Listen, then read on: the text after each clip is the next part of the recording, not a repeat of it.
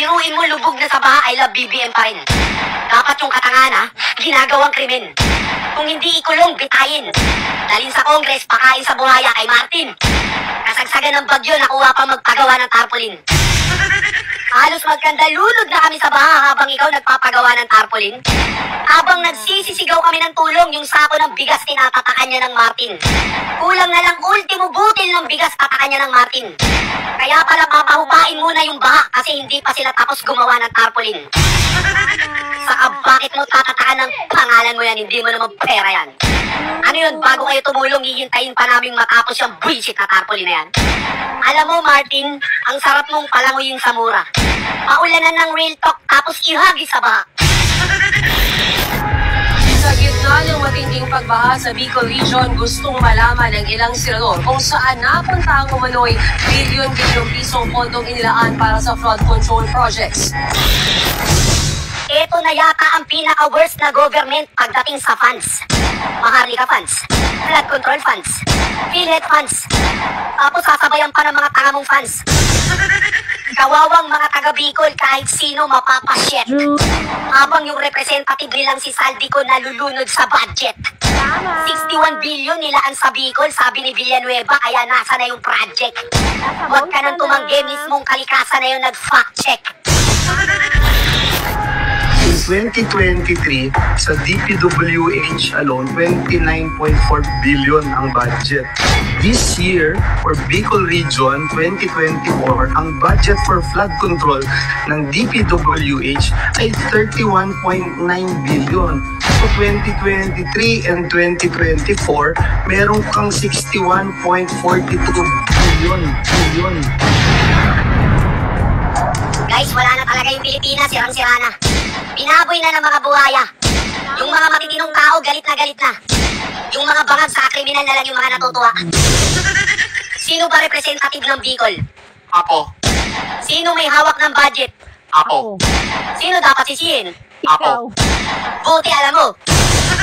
Naglaan kami na napakalaking halaga.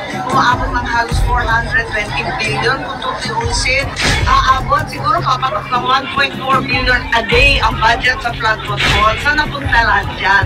Yan ang masaklap. Hoy, plastic, ba't kami tinatanong mo? Ang tanongin mo, yung bobo mong kapatid sa yung pinsan mo.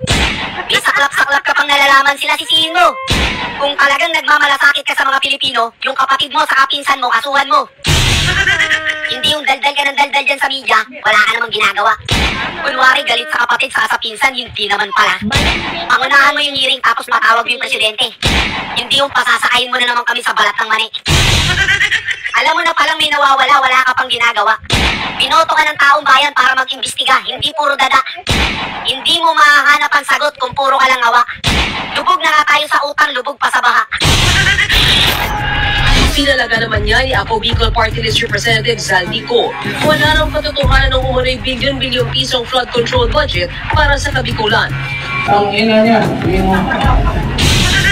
Basta talaga pambubudol, master nyo. Tapos kunwari may i-raid na warehouse ng bigas, wala namang nakakalaboso. Hindi kaya yung smuggler ng bigas isa sa inyo? Kasi lahat ng sako ng bigas may pangalan nito. Partida kasama pa yung aso niya si Tulfo. Bakit ba laging kasama mo to? Sa Farmers Cubao, kasama mo. Sa warehouse ng bigas, kasama mo. Paano ka namin isusumbong kay Tulfo kung pati si Tulfo kasama mo? Wala na tayong pagsusumbungan, guys. Kasama niya na lahat. Iba talaga pag may hawak ng pondo. Dinidikitan ng lahat.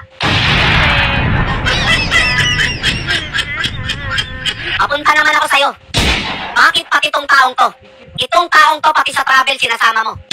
Biruin mo si Mark Anthony Sayarot sa New York, sinama pa nito. Baliktad na ngayon, bagong Pilipinas, kaya yung kriminal protektado. O Igan, pasok! Igan, bistado ang Maray Shabu Laboratory sa dalawang bahay sa Muntinlupa.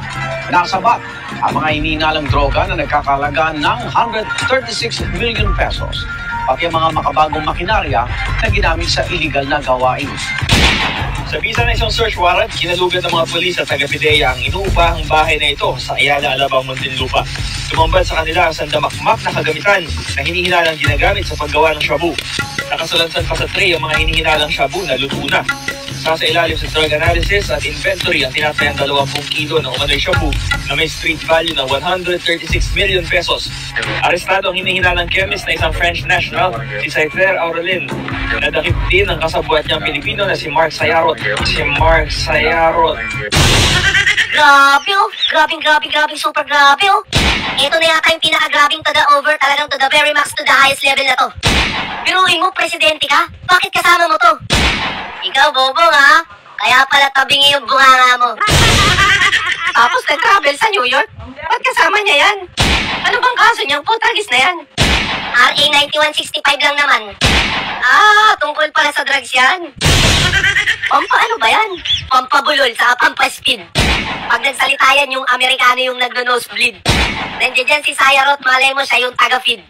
Kaya tingnan mo yung bunganga ni Bobong, alam mo na palo ng pala sa iwahig.